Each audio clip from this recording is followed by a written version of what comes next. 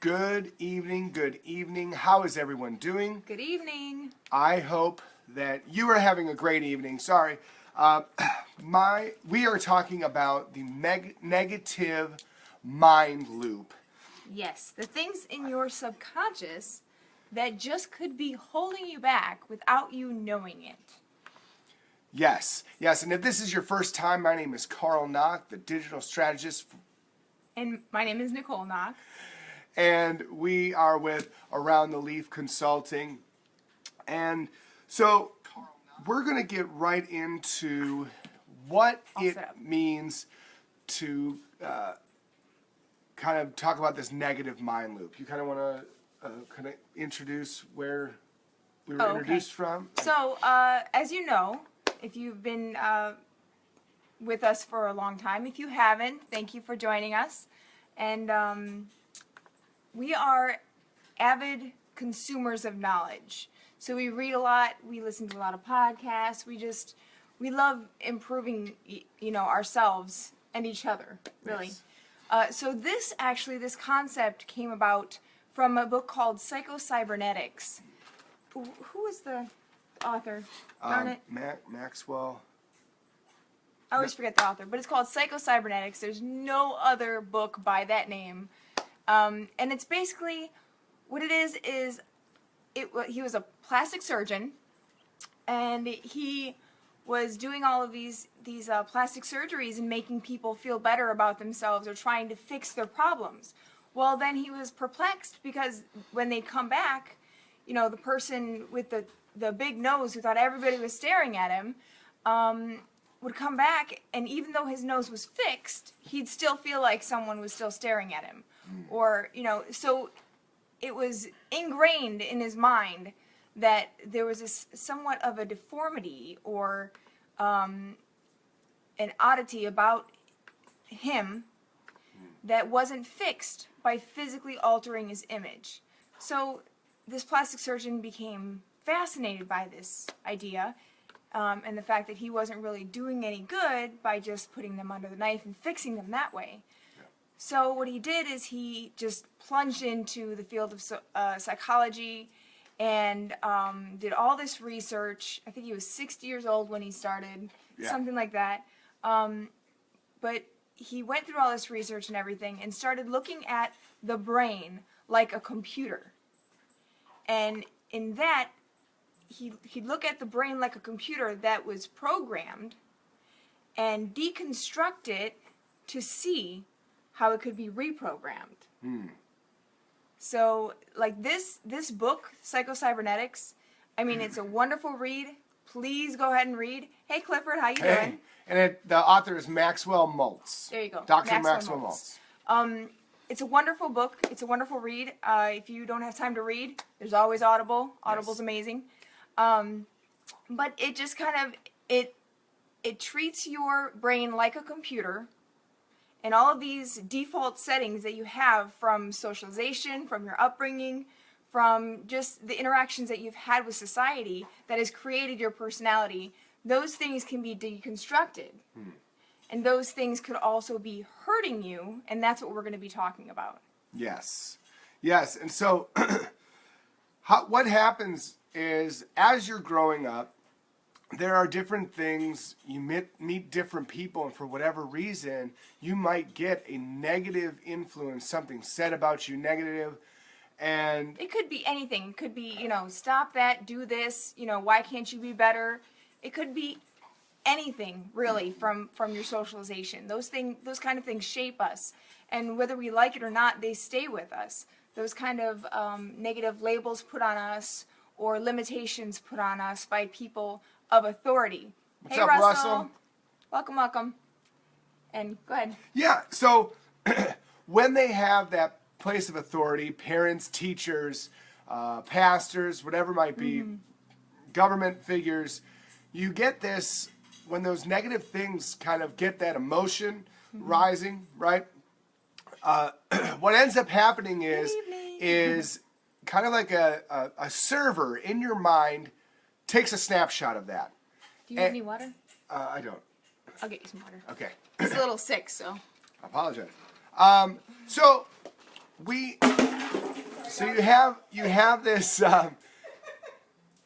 have this kind of servo mechanism, is what the book calls it, that records these negative happenings and these different things. And now there are three things that have to happen in order for these negative things to be recorded. One, it has to come from an authoritative source. The second is the level of intensity of it. And the third is repetition. So when you hear it over and over and over, The more you hear it, the more it gets stuck. the more it gets stuck and it keeps recording. Now, this is on the subconscious.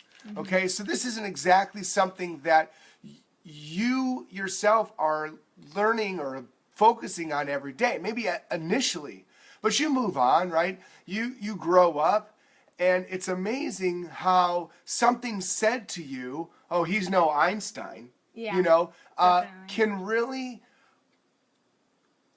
mess with your mind without you even knowing it 30, 40 years later. Yes, So- it sets subconscious Dean? limitations. Excuse me. Hey, Dean, how's it going? It sets subconscious limitations in where you don't know that those limitations exist, Yeah. but they are there because of this kind of construction of your personality and of your thoughts and perceptions of the world and of yourself. So they're kind of really they're boundaries. They're limitations Yes. that are set subconsciously that you don't even know. And they could be like what he said about intensity. Someone yelling at you about something, like, why are you so stupid? Or something, or, why can't you just do it right? That is going to stay with you longer. And, think about kids as well, like, in these situations. That is going to stay with them longer because of the intensity of that moment. I mean, everybody has these childhood memories where they think back and they have kind of a, either someone has an angry outburst, or, it's a very emotional event. Anything with these intense feelings attached to them. Now remember what we said about, the amygdala and, emotional hijacking in prior shows. That amygdala has a lot of strength, and it really, like, when a strong emotion is tied to an event, you're going to remember it more, and it's going to affect your subconscious and the build of your subconscious even more. Absolutely. And if you're following us so far, and you have already identified maybe somebody that could really use this, feel free to share this, and we will continue on. I know people who could use it. Yes. I'm going to share. So, the other part of these negative thoughts and even disillusions, sometimes we assign ourselves, especially when you get to adulthood, right? We have in our minds, each and every one of you has a preset level of achievement that you feel is enough. And you kind of strive for that. In the book, Psycho-Cybernetics, or the new Psycho-Cybernetics, it talked about a $5,000 salesman, okay? And now the time of this, obviously, that this salesman would make $5,000 and then would stop making $5,000, whether he was in a good area, bad area, no matter what. And when a sales consultant came in to kind of look, at what was going on, interviewed the sales consultant, and he said, well, I just kind of see myself as a $5,000 person sales, $5,000 salesperson. And it was like, whoa, okay, totally get it.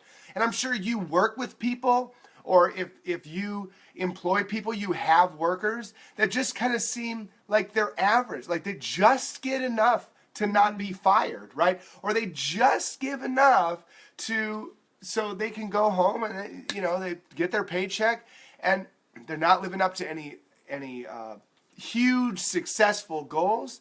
But that's because in their mind, that's their level of achievement that they've set.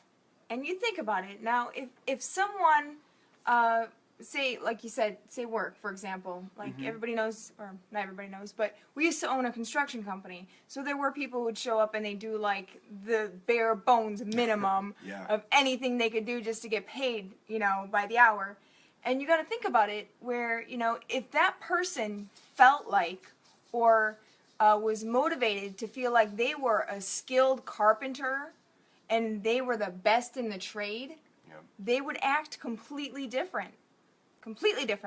So somewhere along those lines, in either their carpentry experience or the construction field, whatnot, someone set that limitation for them.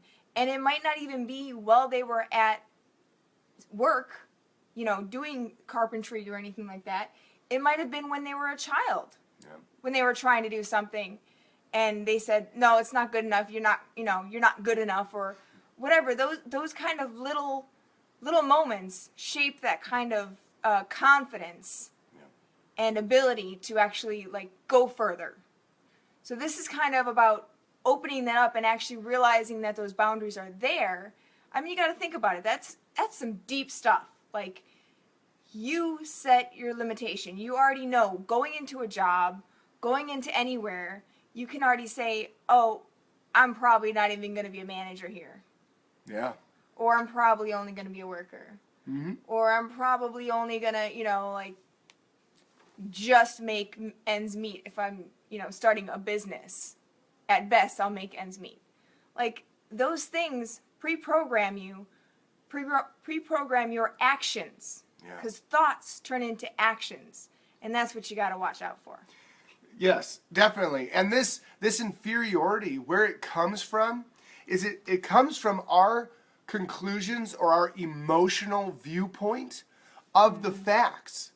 So there's something that has happened. And so whether it's a failure, a misstep, whatever, and we're like, I've heard that before. Oh, well, I tried that once and it didn't work out well for me. Again, the intensity. If you were embarrassed by something, my goodness, that's a strong emotion. Absolutely. That will, and especially if it's in front of people who are of authority, that's going to really set a tone in your life, and you're going to want to just go under the radar, so to speak, as to not be seen by anybody. And people come up with all these phrases and sayings about flying under the radar. Oh, you don't want to be too big of a name. If you've heard any of them, please put them in the comments, because there's so many that I can't think of them right now in my mind. But there have been Scarred those for ones. life. Yeah, scarred for life. Or I don't even look like that celebrity. I don't look like a professional. I don't even have a good suit in my closet. And it comes from not feeling worthy that you could achieve something greater than what that level is. Absolutely. And what's holding you back is really like a negative hypnosis. So it's getting weird, guys. It's getting weird. All right. So if you've Trust ever, us, it makes sense. Give a thumbs up if you've ever been at a live hypnosis, with a hypnotist performance or anything like that. I did. Yep, I was. I was in high school, and so I went. They had this hypnotist at the mall, and so they had like this teen night there or something. So I went, and one of the people, a couple people went up there, and they were told, these different, went into this trance, and then, started acting funny, right? So I don't know if anybody, I can't remember exactly what they were made to do. All of a sudden they were chickens. Yeah, all of a sudden they were chickens, right? Yeah. So what happens when these negative things happen in our life? It does the same thing. Yes. It's the power of suggestion, and that you live in this negative, hypnotic state. Yes. Where again, that's why you're setting your achievements low, because the saying of, well, I should set them low so then I can overachieve them. You know, let me give you an example of why this probably isn't the right way to think of it. Would you go to a movie that they said to you, we've only used average cast, we're going to play it on an average screen with average colors, average music, and you're going to sit in an average seat. But then when you get there, you're like, whoa, they totally lied to me. This was so much better. No, you wouldn't even show up. You know, like a ballet, you know, like the ballet in New York, they don't lie to people and tell them that you know they got the B cast on, right? You're expecting to go there and see an outstanding performance. And so when you're talking about success, you want to raise those goals so high that you don't have to keep moving them. Because that's what, you know, we had somebody on the show that wanted to travel to Europe, and they set a date of 4 years. And I asked, well, why 4 years? Why there? You know, what happens when you get there? You know, yeah, thanks, Russell. I wouldn't go either, right? You know, why are you waiting? You know, and for whatever reason, there was something negative that was holding this person back from you know, just going, you know, or saying, you know, to just go, because I was like, you know, you're going to build this thing up for 4 years, and then when you go, it's going to be like, you know, it's like going down, you know, to a different city, you know? Yeah. So, you know, when we don't feel worthy, and we set these achievements too low, or these goals too low, then we are susceptible to scams and different things. Like, I don't know if you ever had the 1989 Reebok Air Pump. If you had that shoe, I want you to say yes in the comments. I didn't have a shoe. I had a shoe. I don't know if I had the Reebok. I don't know if I had the Nike one either, the Air Pressure or whatever their copy was in 1990. But if you had the 1998 Reebok Air Pump, say yes in the comments. So this shoe, right, with 3 pumps, 3, you could fly, right? You felt like you could fly. Now, could you fly? Maybe. I don't know. But you totally had him. That's awesome, Russell. That's awesome, Russell. I'm jealous. And you can find these pump shoes today still, right? Yes, Shaq Pump Up. I mean, you could still buy them today. Like, they have new versions of them and stuff. But the original came out in 1989. And so that's what, you know, with those 3 pumps, you feel like, man, I can fly. I can be someone. You can be like Mike. You can be like Mike, right? When your achievement level is set low because of your negative servo mechanism or these negative mind loops, you're going to reach out to those things to try to grab onto them and have them pull you up, instead of setting your goals high and having no time for those scams, you know, or no time for any kind of to get had, you know. And so, you know, man, I'm gonna take a break. No, I'm going. I'm on a roll here. I'm loving it. I want a thumbs up. I'm loving it. Yeah, you know, it's really about that, you know, and not only reaching out to those things, but depending on other people or relying on other people to either encourage you or be able to disappoint you. I mean, that goes right along in there, because, I mean, you're talking about a shoe that's telling you, man, you can pump up and be the best you can. Yeah. Well, what happens in a relationship? You get in a relationship, and if that person says, you know, yeah, you're going to be the best you can, best you can, best you can, and then the relationship falls apart, or even worse, that person then takes that power they have in the relationship to turn it around and have that power over you. Oh, yeah. And now, you know, it's at this point, it's either in a psychological abuse kind of situation, or just not necessarily abuse, but it's a negative relationship. It's something that is going to affect you for the good when you're good in their eyes, and for the bad and your self-worth for the bad when you're bad in their eyes.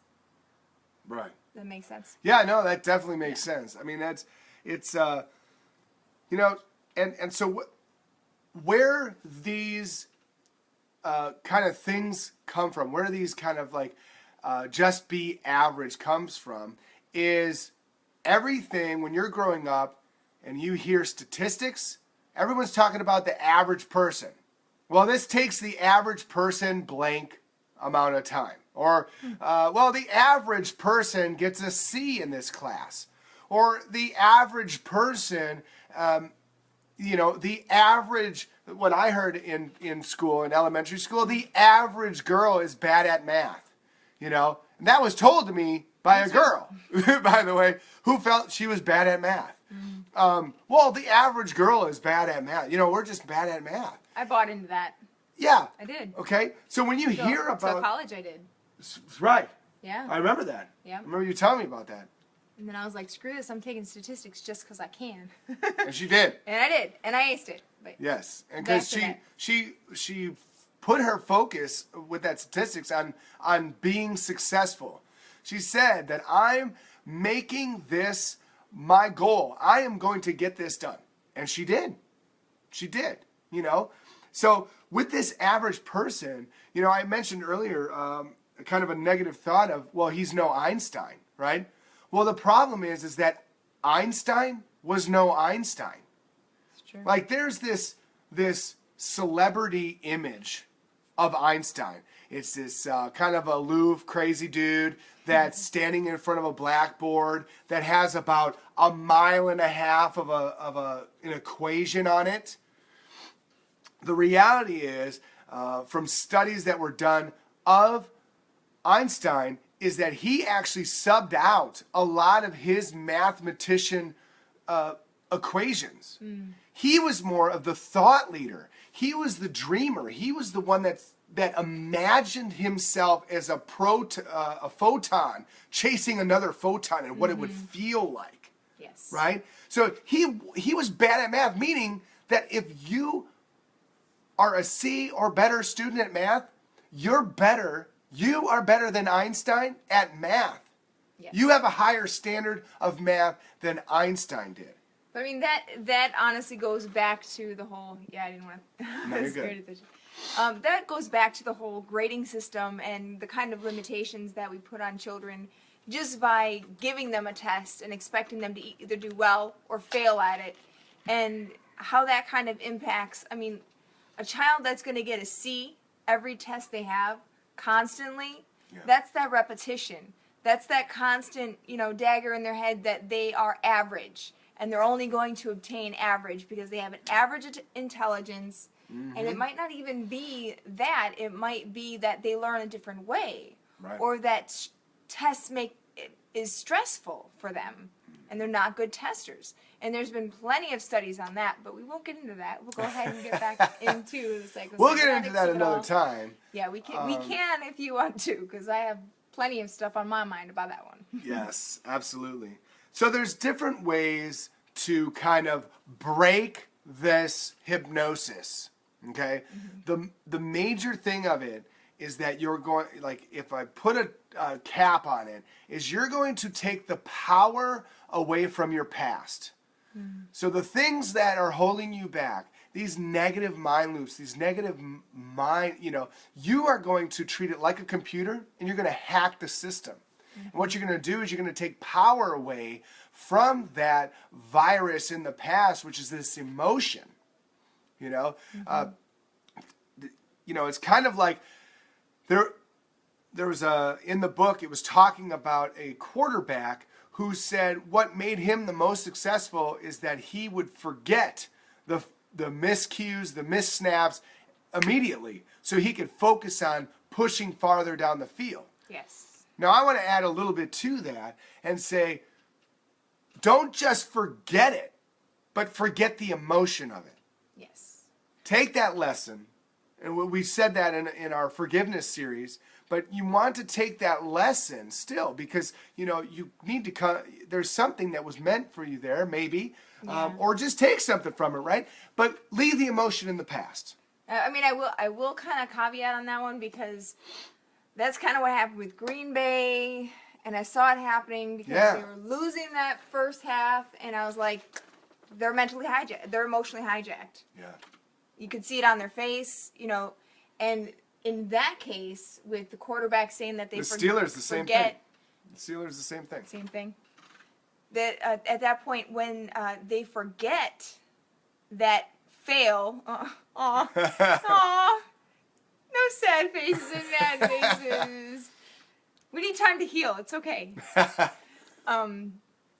But yeah, with the quarterback, you know, being able to forget that loss or forget that mistake actually allows them to kick into muscle memory mode.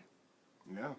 You know, where they're not thinking about that constantly, and they're not, you know, saying, oh man, I messed it up, because that is going to take, that is going to rob their brain of the oxygen and blood it needs to be somewhere else, and put it right into that amygdala, and it just gets, then you hit a brick wall and you're done. Period. If like what, 80% of the game, 90% of the game, I'm making up statistics here. It'll make sense. That's the power it's cool, of statistics. whatever. I can do that. Have a degree. I think it's 80% is mental or something like that. 80% of the game is mental. Okay? The rest of it is just muscle memory. If they don't have any emotion at all whatsoever at that time, and they just play it like they don't care about it, they will do the best ever. Yeah. And that's what most coaches have to deal with, is more the mental side of it than even the technique part of it. But that's just a little caveat to the whole. No, I mean, and that fits right in there, right? When you get emotionally hijacked from these negative things that have happened in your life, and you don't even realize that they're still affecting you. Something that happened in second grades could still be affecting you. You know, a parent or somebody embarrassed you, brought you up to say, oh, because they thought they were meaning well to teach you a lesson. Well, it taught you a lesson on not giving your all. Yeah. I mean, listen, parenting is hard. We know, we definitely know that part of it. But you just never know how things will be taken and how they will be stored even more so. Because everybody's perspective, even though the same exact thing happens in the same room, everybody's perspective of that event happening is going to be vastly different. Because everyone has different perspective. They have their own framework that they're starting from, that they're viewing the situation from. Oh, yeah. And that's kind of where, like, one person might be bothered by a situation, and the other person in the same room might just brush it off like it's normal and not have that emotional impact. So things that you might not even notice actually affected you in the past. Because remember what we're talking about. It has to come from a place of authority, so that's someone who has power over you or you respect. So someone's opinion you value. And then it has to, or repetition. These are what makes these barriers or limitations. Limitations. Negative limitations stronger and more difficult to conquer. So there's repetition, which if you're constantly told something, like we talked about with the test, if you're a C student, you're going to think for the rest of your life you're average, and you're not going to obtain anything bigger or higher than a C. And you're not going to be anything but average for the rest of your life. Even though those tests don't necessarily define you, and they shouldn't define you, just the fact that it's happening over and over and over again is going to cement that into your mind, even if you say it doesn't, for example. So, and then the third part is the intensity. So if someone's yelling at you that you're stupid, or that, you can never get anything right, or why aren't you more this, or why aren't you more that, then that also gives that, the strength, to that mind loop. That also is where, your thoughts can be caught up in that emotion from that intensity. And what's interesting about it is, I forget what there's been plenty of movies. I never heard this myself, but the why aren't you more like your brother, sister, whatever? Sure, yeah. But and what's interesting about those kind of comments is those come from a seat of from an emotional hijacked person. So when those things are said, they're not coming from they're coming from a bottle of emotions that are just, that are built up. Hey, Kelly, thanks for sharing. And hey, Ken. Hey, Ken. How's it going? Looking forward to having you on the show, man. Yeah. So here we are, there's people who can be emotionally hijacked. And we said this a couple episodes ago on how when you're emotionally hijacked, just pushing that out into the world, what it can do. It can hang on to somebody for 20, 30 years. And I'm not saying, hey, that we all have been there, right? We've all been emotionally hijacked. It can be easy to do it, easy to get there. But how can you now? So now we've realized that, man, something in second grade, something in fifth grade, whatever, is holding me back. What do I do now? Well, what you do now is you are going to come from a rational point of thinking. When we were talking about forgiveness, we were talking about this 40 years of Zen, this program where they hook you up to a computer and you are going to start by doing rapid forgiveness, then you're going to do a mindful exercise, and then you do, this chanting, I am enough, right? Well, this is very similar to what has to happen here. Okay, one is you coming from irrational thinking. So you're basically putting the emotion on pause. And that's why I said taking the emotion from the event immediately loses its power. That event, that past emotion, when you analyze it, you can step out of that emotion. Then it starts losing its power, right? It's actually pretty interesting. I'm gonna caveat. Sure. I don't want to lose you. No, I'm here. Okay, you got it. Okay. Caveat to that is, I keep saying caveat. It's a good word. Yes. Word of the day. Word of the day. Caveat. Is EMDR. Yes. A therapeutic kind of hypnosis that's used for PTSD. That's what it does. It brings up a really painful, stressful, emotion-driven memory, and it goes into a state of the therapist puts you into a state of hypnosis and changes the feeling attached to that memory. So they essentially bring up that memory and deconstruct it to make it feel like something else. Yeah. Yes. And that's what you're doing here, right? Yeah. You're starting, but you have to start from a rational thought process. Because if you start from an emotional thought process, it's not going to work. Yeah. So you have to put the emotions on pause. And however you know how to do it, whether it's through meditation, prayer, reading, whatever. Mindfulness, definitely, where you're focused on one thing for a while and you just kind of zone everything out, right? But you're starting at a place of rationale. And then you go with a conscious mind decision. So you're saying that I'm going to make a conscious decision that I'm going to get over this. I'm moving past this. Whatever happened, and you know what happened, I may not know what happened. And it may take some meditation to understand and go back to where that comes from. Yes. Why do you not feel like you're enough? Okay? Why do you not feel like you're worthy or you feel like you're inferior? And then you go into, you bring in your imagination, okay? So you put emotion to the side. You're saying, I'm going to change this. And then you start imagining. It's amazing what you can imagine, right? Power of imagination. But it's imagination that's focused on a goal or target. So again, what we talked about last week, Monday, writing down your goals again. Write down those goals. You're focusing on whatever your goal is, right? And then next is you're going to take this self-image of yourself. So almost like you're stepping outside of yourself and you're seeing you. And you are analyzing you. And if that is you in second grade and you're just analyzing yourself, do that. Imagine yourself back in that time when that traumatic experience happened. And then you are going to, when you take all those kind of things, you're going to create an instruction of what comes next, right? You're going to, one, forgive yourself.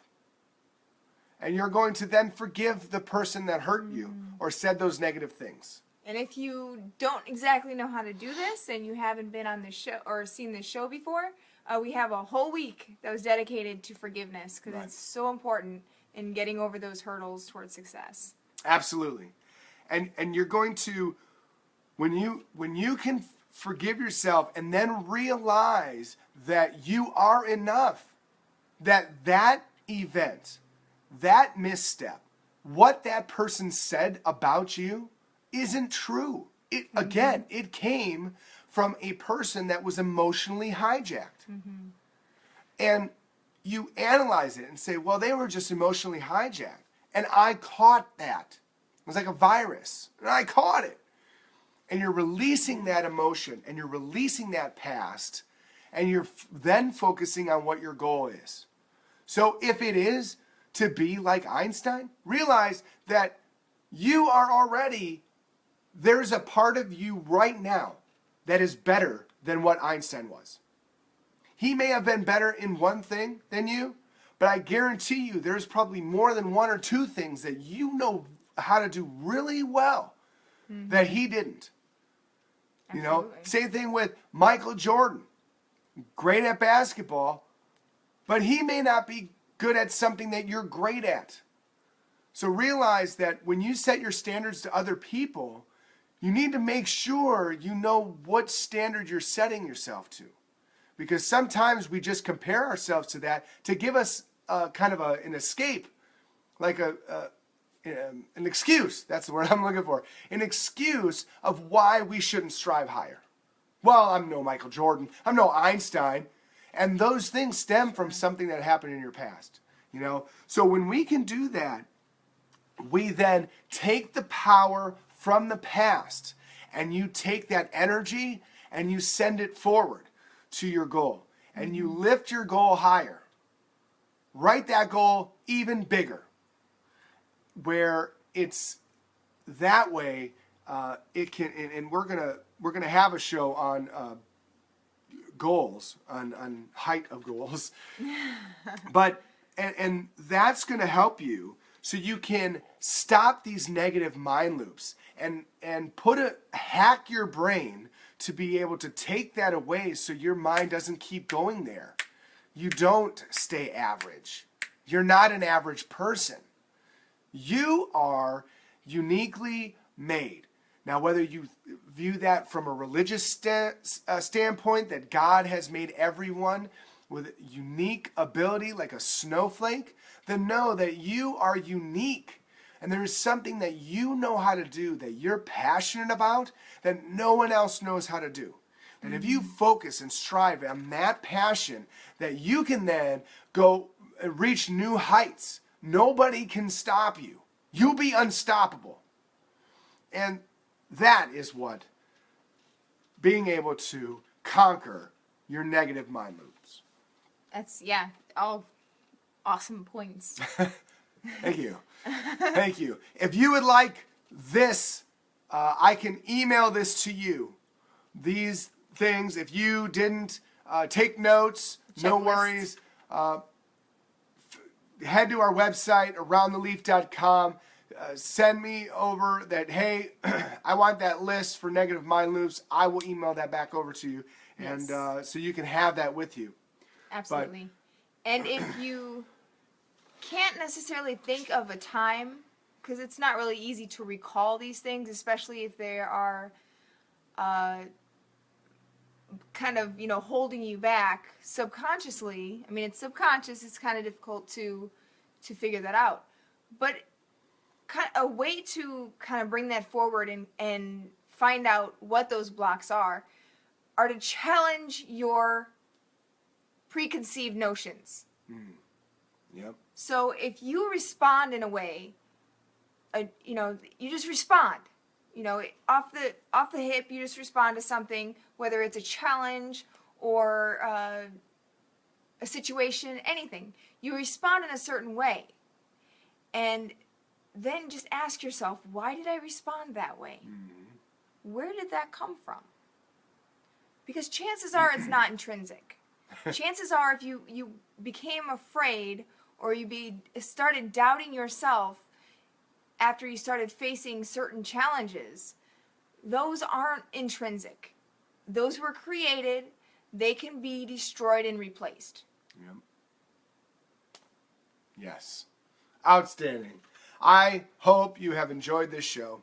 And we enjoy putting these shows on for you. And so, again, tomorrow we will have, we're kind of keeping in the theme. I don't know if you've noticed. So we haven't isolated a title yet, but we will continue down this path of being able to kind of mind hack and get past these failures and setbacks and changing your point of view so that you can realize just how great you really are. Finding out how to handle the negative. Yes. We'll work on it. We're working on it. Another thing we're working on still is the name of our Friday segment for our show, where we are going to be showcasing and having entrepreneurs as our guest and asking them questions of how they were able to crush their goals, what kind of things kept them motivated, different applicable things to your life so that you can see that there are people who aren't unreachable, who are still crushing their goals, and they're still able to chase their passion. They're still able to live their life and be awesome. Yes. So like these little things, like we figured we'd also boost the local business community as well, because that's one of our cornerstones of our business around the leaf consulting. And nice Franchise Friday. I like it. I like it. I like it. Yeah. So we need a name for it. We're gonna go ahead and get a bunch of ideas, and then we're going to put it in vote form. Yep. So that our viewers can vote for it, which will be fun. Absolutely. Absolutely. So again, join us here again tomorrow night, 9 p.m. We have an exciting kind of a cap to what this theme that we've been talking about. And then again, Friday, we will be with an entrepreneur on location there, and it's going to be exciting. So Absolutely. With that, Sweet. we will say farewell Good night. and good night.